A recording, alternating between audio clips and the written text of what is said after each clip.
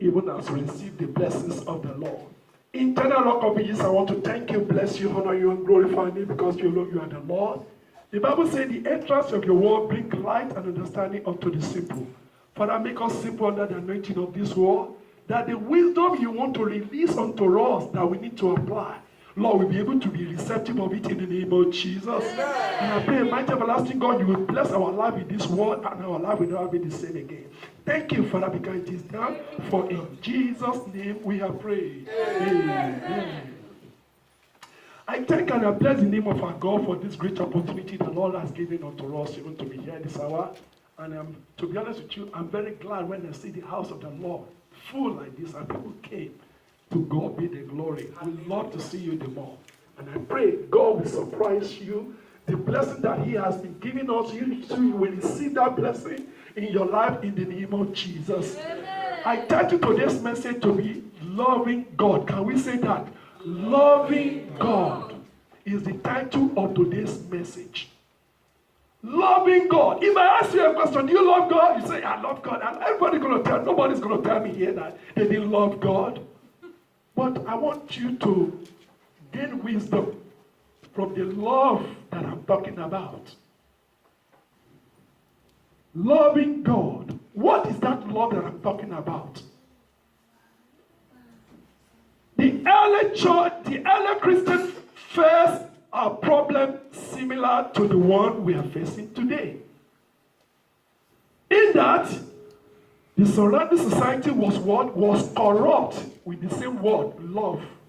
And that's why they begin to give it a different meaning, different interpretation.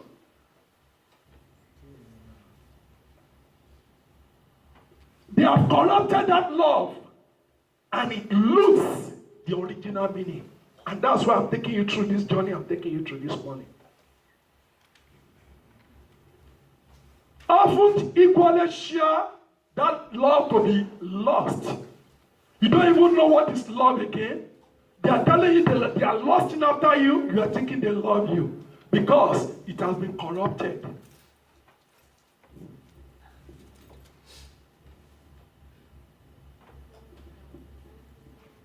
The language in which the New Testament was originally penned down for us, it penned down about 4 words of expression of various love. And I'm going to tell you the one I'm sharing with you, which is the love for God this morning. The first love is a physical love, which is eros in Greek. And Solomon talked of this eros love. For us as the children of God, this eros is only in a marriage relationship that should be expressed. Anything outside of that is corrupt.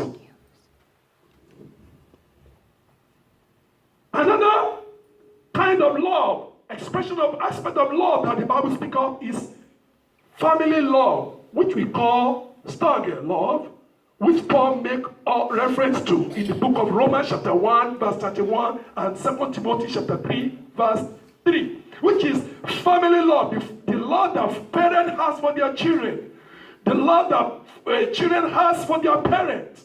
That's the family love that the Bible talks about. And also, there's an affection love, which we call filial love, which the city in Pennsylvania named after the Philadelphia and the Frederick brotherly love. That's the kind of love, that love between brothers, between brethren, between friends. And Paul referred to that. Even John also referred to that in the book of chapter 5, John chapter 5 verse 20, and also the book of Revelation chapter 3, and also John chapter 3 verse 35. But the fourth aspect of this love, which is the one I'm talking about, in loving God, is love of choice, which you call agape. Love of choice, which we call agape. Agape is called divine love. It is misleading because it is used for love from man to God and from God to man. It is also used for love between people. It is divine in the sense that it is the love God commands, the love of choice. Even if someone does not appeal to us. Okay, what appeal does a sinner have with a righteous God? Explain to me. The Bible says the glory of God cannot behold sin. And now sinner is the one he has having appeal for. Does that make sense? That's the kind of love I'm talking about. A choice. He made that choice. You remember Jesus Christ said in his word. He said, you have not chosen me. I chose you. You mean, that's why sometimes it's very difficult for people to understand. With my mess, God still love me and interested in me. They cannot understand it. And that's what keeps them away from the Lord. Say, no. Some people say, I can't come to church. I know the wrong stuff I'm doing. They will tell you, give me a reason, because they are evaluating their own life based on the love of God. The Lord is teaching us in the course of our study this morning that even while you are yet a sinner, he died for you. He made a choice to die for you. He made a choice to give his life for you. Even when you don't merit it, even when you don't deserve it, he made that choice. And the same choice we're asked to have for one another. This God kind of choice of love is the same one that can maintain a marriage. Not everything you are going to will be appealing to you and your wife. Not everything is going to be appealing to you in your husband. But you have to make a choice to love and to accept that person even with their weaknesses, even with their shortcomings. It's like that. I'm just trying to help us understand. If we don't focus on that kind of love, it will be very difficult for us to enjoy the life that God intended for both of you. Because a time will come when heroes will not be heroes again. A time will come when struggle will not be struggle again, which is a family love. A time will come when philia will not be philia again. Some people say, I marry my best friend, or I marry my whatever. But the time will come when that will run out. But the only one that will sustain that journey is that love of choice. That is, even when else is not there, but I choose to love. Even when failure is not there, I choose to love. Even when the affection is not there anymore, I choose. It's a choice. And that's exactly what the Lord told us. I choose you. I choose you. You are not the one who choose me. I choose you. And it is that kind of love God commands that you have towards him. The Lord is teaching us in the course of our Sunday school, in the course of our Bible study this week, that human beings don't seek God. God is not even in their agenda.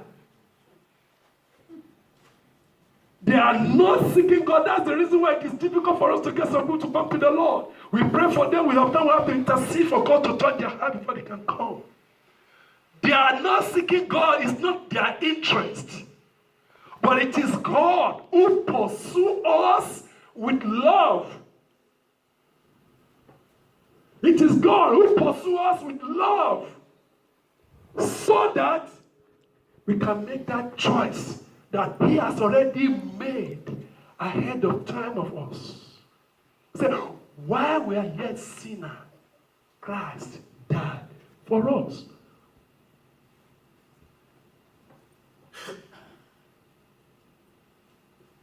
That's the reason why I say he did not come for the righteous. He come for the messed up. So that he can make something beautiful of their life. Among which I am, and you are as well. This is the kind of love I'm sharing with you. God commands this kind of love, that we should have this kind of love.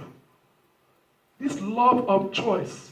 Even when somebody does not appeal to us, we still show agape love of choice towards that person. By what? By accepting that person. By treating that person right. The way you would love to be treated.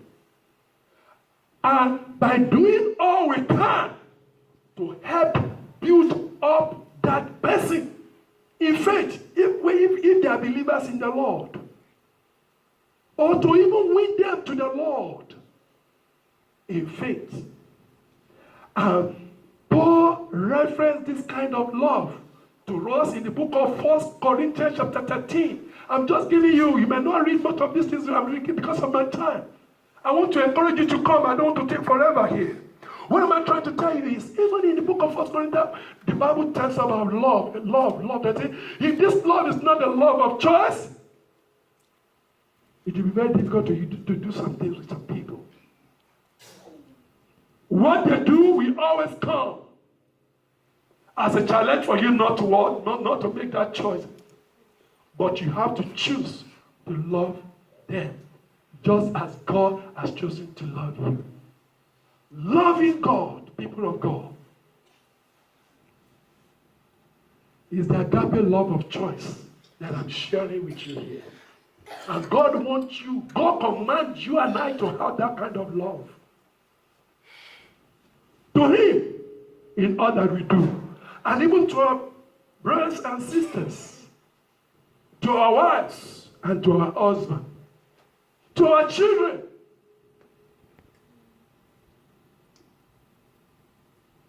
And Jesus demonstrated that to us even in John chapter 3 verse 16. He said, for God so loved the world that He gave His only begotten Son. What did God do? Sin, disobedient continually. Still, He gave His Son. It's a choice He made. Now, you are now loving God and respond because of His love. You have experienced that love and you are responding back to Him in love. Why? Because He must make that choice for you. And He's asking us to do the same thing.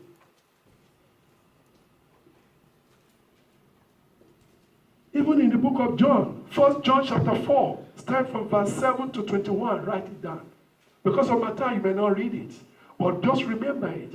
He's telling us this category of love, this love. He said this God is the God of love. He's the one who has shed this love abroad in our heart by the Holy Spirit. You and I cannot tell me you don't have that love. That love is in you. All you just need to do is to express that love. It's in you. It's in me. God has shed this love abroad in our heart by His Spirit of the living God. It's in you. Make the choice to love, even when it is difficult. I want to explain this kind of love, which is agape, love of choice, to you. God asked a question concerning that of one of His disciples, a person of Simon Peter. In the book of, you're going to read this for me, because I'm almost closing right now. We don't do Lenten sermon here. Jesus asked one of His disciples this question. Do you love me? I want somebody to put to the book of John, chapter 21, starting from verse 15 to 17. After Jesus Christ, yes. John chapter 21, verse 15 to 17. So when they had finished breakfast. This is Jesus with His disciples. Jesus said to Simon Peter. Jesus said unto Simon Peter. Simon, son of God. Simon, son of Jonah. Do you love love me more than Do this? you love me more than this periphery, more than this enjoyment, more than what ministry got to offer, more than the prestige, more than the name, more than the shinaga, more than the cliche in the ministry? Do you love me more than all these things? He said to him, And he said unto him, Yes, Lord, you know that I love you. Yes, Lord, you know that I love you. Jesus said to him, Jesus said to him, Feed my lambs. Feed my sheep. He said again to him a He second repeated time, the same thing the second time. Simon, son of John, Simon, son of Jonah, do you love me? do you love He me? said to him, Yes, Lord, you know that I Yes, love you. Lord, you know that I love you. Jesus said to him, And Jesus said unto him, Shepherd my sheep. Shepherd my pastor, my sheep. He said to him the third time, He said to him the third time, Simon, son of John, Simon, son of Jonah, do you love me? do you love me? Peter was grieved that he Oh, asked the third time, Karamaseteremo. Do you really love me? Do you really love me? Personal affection for a close friend. And he Yes. said to him, Yes. Lord, you know everything. Lord, I don't have anything to say again. You You know know that I everything. love you. And you know that I love And you. Jesus said to him, And Jesus said unto him, Feed my sheep. Feed my sheep. People of God, if someone begin to ask you one question, the same question all over again, what will you going to think? The person will be concerned. That's the concern Peter was having here. Do you know, I want to be honest with you, what I'm doing here is very, very important to the Lord. That I come here every Sunday, every Wednesday, every Friday to feed you with the word of God, not with the rumor, not with heresy, but with the word of truth. And that's why this church is committed to the word of truth. That you can check out and see whether it is true or not. We are a Berean church here. God is a mandate on us to seek God and share the incorruptible, ever-living word of truth to his people because of what you have seen, you have read in that very place. It's very, very important to the heart of God. We are not an entertainment church. We're a Bible teaching church where we stand on the word of God, we believe it, and we live it. And you will become a part of that great blessing, a great movement of the testimony that the word of God is true. And God said, do you love me? Commit to this. Teach my people this word so they can be nurtured, they can be grown, and they can mature. And what? And make disciples of their own kind. I remember Minister Sheila before he joined this church. He has watched me about 2 or 3 times before, and he said, Pastor, I'm watching what you guys are teaching here. I want to be sure I'm in the right place. I said, feel comfortable with my brother. And I gave him the website of our church. Go and check out our teachings. It's aligned with the truth you hold dear to your heart. And lo and behold, it's with us ministering, doing the same work of God together in this household. It is very, very important. As a way of we loving God so much that what is said in his word is what we share with his people. Because that word has the power to save our souls from destruction, the Bible says. And Jesus called his disciple. He said, do you love me? If you love me, this is very important. To make sure you are teaching my people, and you are nurturing my people, you are equipping my people for the work of the ministry, for eternal purpose. Now, having given us ministers this great commission to teach, then he asks another question. As an expression of that love, In John chapter 14, verse 15. Somebody should read it for me. John chapter 14. He said, the way you show me that you love me is your commit. Yes. John 14, 15. Yes, ma'am. If you really love me, If you really love me as you say, you will keep and obey my you will commandments. keep what I have sent this servant to be teaching you. It's not enough for us to teach you. It's enough for you to obey that word. That's God. What God said, that is the way you tell me that you love me. Because these ones I have sent to come and teach you and preach to you, as they have a mandate to do so, so also you too have a mandate of what? Responding in obedience to every word that you are taught, so that you can see the manifestation of glory in your life. That's how we teach you of your confession. That's how we teach you of obedience to that word. Is very, very important. That's why we teach you of a new life in Christ. It is very, very important. Obedience to that word is the expression of that love. What the word of God teaches you. How many times God is teaching you something? Are you obeying it? Even the one God is speaking into your own heart yourself. Are you obeying it? Even the leading and the direction God is giving to you. Are you obeying it? The one we are preaching here, are you obeying it? The one you're reading by yourself, are you obeying it? God said by obeying that word is the expression of that love. God linked love, that choice. It's a choice you have to make. The reason why it is a choice is because sometimes you don't feel like doing the will of God. You don't feel like coming to church. Sometimes you don't even feel like seeking God in prayer and fasting. Sometimes you don't feel like waiting upon the Lord. But you have to make the choice if you want God's results. God's will is in His word. His commandments. God is looking for people who love Him enough to what? To obey Him, instead of doing their own will. You remember I told you, human nature don't want to seek God.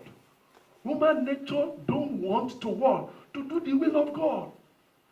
Human nature don't intentionally seek God. It is the love of God that persuades us to that understanding before we know Him. And that is the reason why you have to make that choice to love God even when it is not convenient. And I'm going to round up by this message to the Rechabites. God was fed up with the people of Judah, which you can call the Israelites, because God is their God. That's what they said.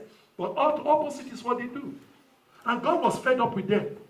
And God said, Jeremiah, I want to send you a message to the people of Israel. And before I send you the message, I want you to have the message raw.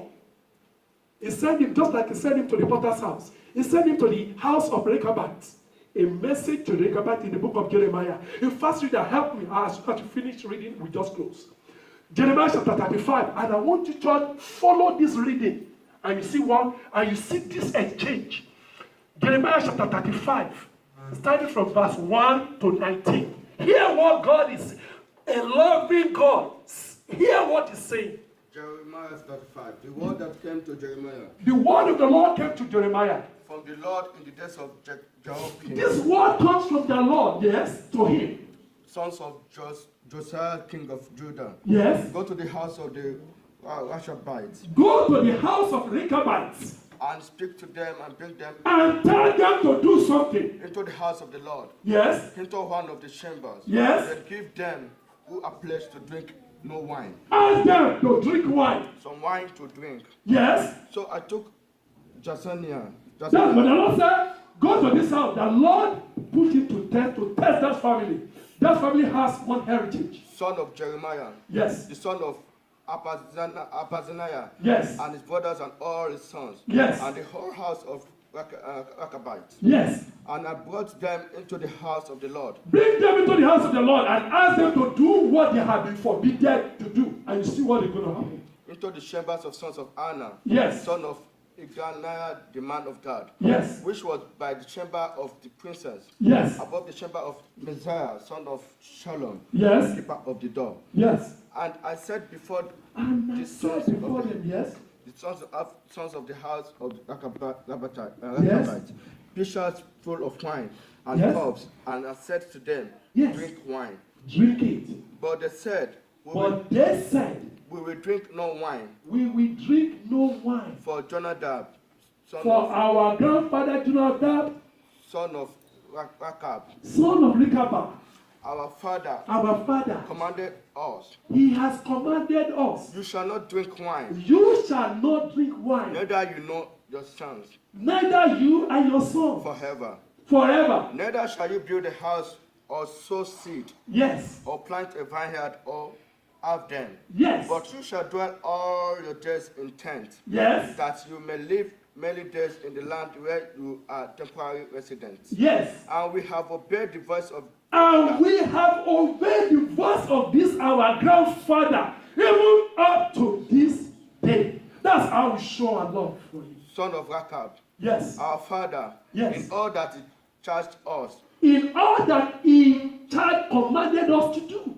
to drink no wine all our days. Yes. We, our wives, Yes. our sons, Yes. and our daughters, Yes. and not to build ourselves houses to live in, Yes. nor do we have vineyard or field or seed. Yes. But we have dwelt in tents and have obeyed and done according to all that Jonadab, our ancestors, commanded us. Yes. But when Nebuchadnezzar, king of Babylon, came up against the land, Yes. we said, come and let us go to Jerusalem, Yes. for fear of the army of the Shadons Yes. and the army of the Syrians. Yes. We are living in Jerusalem. Yes. Then came the word of the Lord to Jeremiah. Yes. Thus says the Lord of hosts, Yes. the God of Israel. Yes. Go and say to the men of Judah and the inhabitants of Jerusalem, Yes. we will not receive instructions and listen to my words. You see, And- after that scenario, God says, see these people.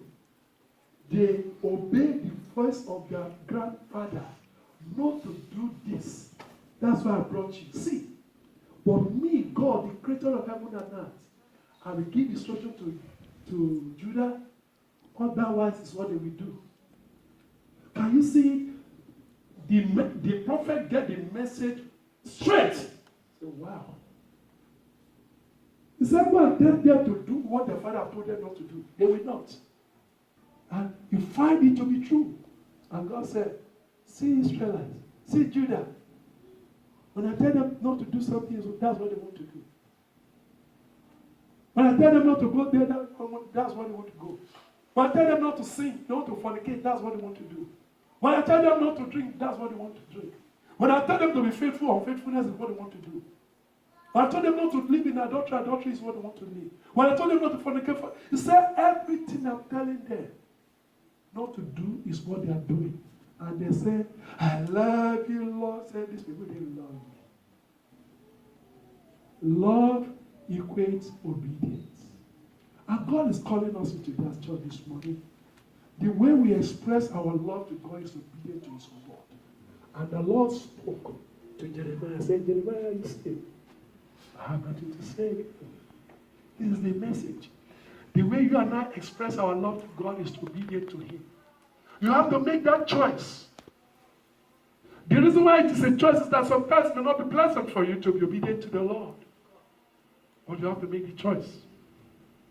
See this family, you think it's easy for them not to drink wine when they say everybody drinking? It's easy for them not to build house, have everything, but their father has said, this is the reason why this is about you. It's just like the Levites. God said, You don't have money, you don't have all of these things like other people. Your life is to be dedicated to the work of the ministry. Period. That's where we pastors comes in. It's the work of ministry. Let the remaining people go and work, make money, live. Whatever they make, then they will bring it to the house to take care of you. But you are mine. And when you are deviating out of that, it's disobedient, and that's not love. Loving God is in responding in obedience to His word. And that is the wisdom. That is the wisdom of the truth. That is the wisdom of the Lord. It may not make sense, but that is the wisdom. May the Lord bless you all in the name of Jesus. Amen.